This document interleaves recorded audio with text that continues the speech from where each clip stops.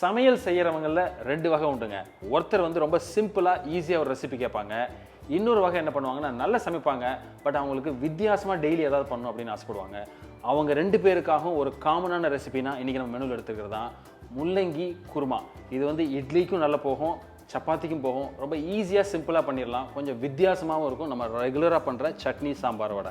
வாங்க இன்னைக்கு இதயம் வழங்கும் ஒரு அருமையான பஞ்சியான ஒரு சிம்பிளான முள்ளங்கி kurma. I'm Sundar, welcome to recipe checkout.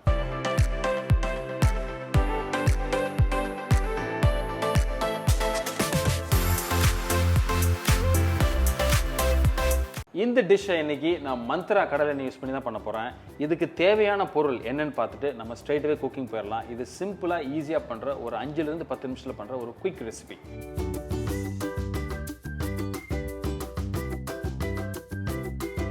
So ஒரு பேன் எடுத்து வச்சுட்டு அதில் நம்ம இன்னைக்கு குக்கிங்க்கு தேவையான அளவுக்கு மந்த்ரா கடலை எண்ணெய் எடுத்துக்கிறோம். இந்த கடலை எண்ணெய்க்கு எப்பொழுதுமே ஒரு நேச்சுரான ஒரு ஃப்ளேவர் உண்டு. ஸோ ஒரு பே லீஃப் அந்த பிரியாணி இலையை போட்டுக்கிறோம். ஒரு சின்ன பீஸ் அளவுக்கு பட்டை, அப்புறம் அன்னாசி பூ அப்படின்ற ஸ்டார் அனீஸ் போட்டுக்கிறோம். அதே மாதிரி ஒரு 3 கிராம்பு போட்டுக்கிறோம்.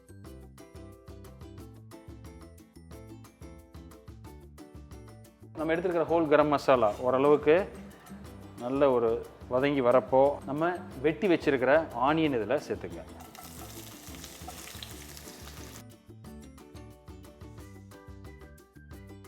எப்பொழுதுமே ஒரு சிம்பிள் ரெசிபியில் அந்த செய்முறை அப்படின்றது ரொம்ப முக்கியம்.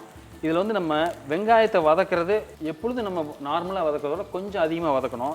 ப்ரௌன் ஆகிற முன்னாடி ஸ்டேஜ் வரைக்கும் எடுத்துக்கலாம். அதில் இருக்கிற ஒரு ஃப்ளேவர் வந்து இந்த குருமாவுக்கு ரொம்ப ஒரு அடிஷ்னல் ஒரு பஞ்சி அப்படின்னே சொல்லலாம். லைட்டாக அந்த ஆனியன் ஃப்ரை ஆகிற ஒரு நல்ல வாசம் வர ஆரம்பிக்குது. ஸோ இந்த ஸ்டேஜில் நான் என்ன பண்ணுறேன் அப்படின்னா இஞ்சி பூண்டு விழுது கொஞ்சம் சேர்த்துக்கிறேன். ஏன்னா இதில் வந்து மசாலா ரொம்ப ஸ்ட்ராங்காக சேர்க்கறது இல்லை, அதனால் இது கொஞ்சம் நம்ம எக்ஸ்ட்ரா சேர்த்துக்கலாம். ஸோ ஒரு 1.25 ஸ்பூன் அளவுக்கு இஞ்சி பூண்டு விழுது.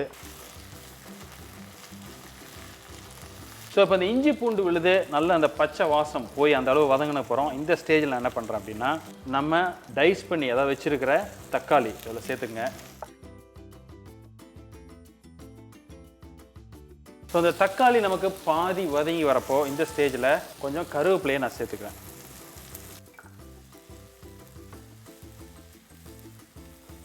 ஸோ இந்த ஸ்டேஜில் இப்போ நம்ம இதுக்கு தேவையான பொடிகளை சேர்த்துக்கலாம். இதுக்கு ரொம்ப முக்கியமானது வந்து இந்த கொத்தமல்லி பொடி, இந்த கோரியாண்டர் பவுடர் வந்து கொஞ்சம் ஒரு 1 ஸ்பூன் அளவுக்கு சேர்த்துக்கலாம்.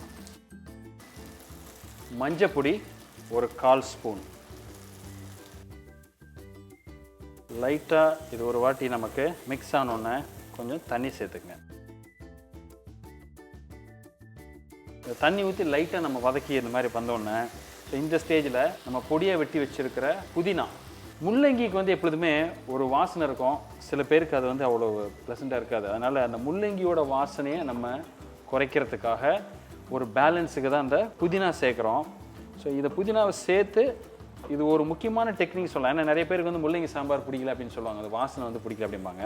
ஸோ அப்போ இந்த மின்ட்டை வந்து சேர்த்து நம்ம ஒரு வாட்டி நல்லா வதக்கிட்டு, ஸோ பார்த்தீங்கன்னா இந்த மின்ட்டு சேர்த்தோடனே நல்ல ஒரு வாசனை வருது இல்லையா. ஸோ இப்போ ஒரு வாட்டி நல்லா வதக்கிட்டோம். இப்போது தண்ணி இதில் சேர்த்துக்கலாம். ஸோ இதில் கொஞ்சோண்டு இப்போது தேவையான அளவு உப்பு இதில் போட்டுட்டு அடுத்து நம்ம என்ன சேர்க்குறதுன்னு பார்ப்போம்.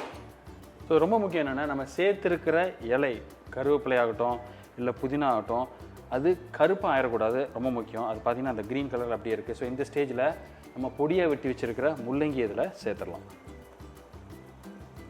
வெள்ளை முள்ளங்கியோ இல்லை சிவப்பு முள்ளங்கியோ சேர்த்துக்கலாம். முள்ளங்கி வந்து ரொம்ப உடம்புக்கு நல்லது, ஹார்ட்டுக்கு ரொம்ப நல்லது. அதனால் வாரத்தில் ஒரு வாட்டி நீங்கள் முள்ளங்கி சேர்த்துட்டிங்கன்னா ரொம்ப நல்லது. பிளட் ஃப்ளோ, பிளட் சர்க்குலேஷனை இன்க்ரீஸ் பண்ணுறது. அதனால் எப்படி உங்களுக்கு முள்ளங்கி வாரத்தில் ஒரு நாள் சேர்க்க முடியுமோ கண்டிப்பாக சேர்த்துங்க.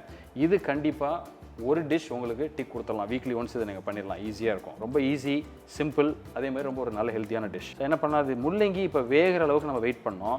நான் என்ன பண்ணுறேன், லைட்டாக கொதி வர ஆரம்பிக்குது. ஸோ இந்த ஸ்டேஜில் இது லைட்டாக கொதிச்சுட்டு வரப்பவே ஒரு மூடியை வச்சு மூடி ஒரு 5 நிமிஷம் இது அப்படியே கொதிச்சுட்டு இருக்கட்டும். இது கொதிக்கிற நேரத்தில் இதுக்கு தேவையான பேஸ்ட் என்னன்னு நம்ம பார்த்துடலாம். ஒரு 1/4 மூடிக்கும் கொஞ்சம் அதிகமாக ஒரு தேங்காய் திருவி வச்சுருக்கேன், சேர்த்துக்கலாம். அதே மாதிரி ஒரு 6லேருந்து ஒரு 7 கேஷ்யூ நட், அதாவது முந்திரி பருப்பு. அதே மாதிரி ஒரு 1/2 ஸ்பூன் அளவுக்கு சோம்பு. காரத்துக்கு ஒரு 3 பச்சை மிளகாய்.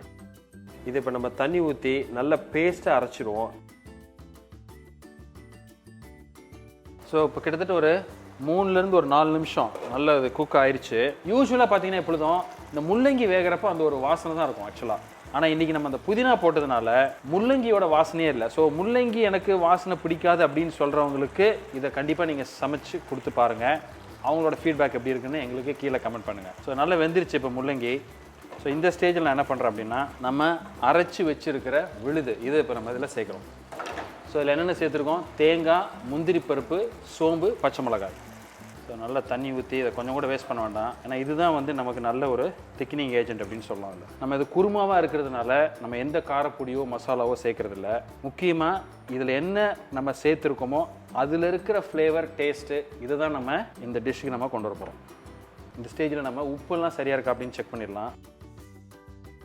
உப்பு கொஞ்சம் பத்தாது, ஒரு 1/4 ஸ்பூனுக்கும் கம்மியாக உப்பு நான் சேர்த்துக்கிறேன். ஸோ இப்போ கிட்டத்தட்ட ஒரு 3லேருந்து 4 நிமிஷம் நல்லா கொதிச்சிருச்சு.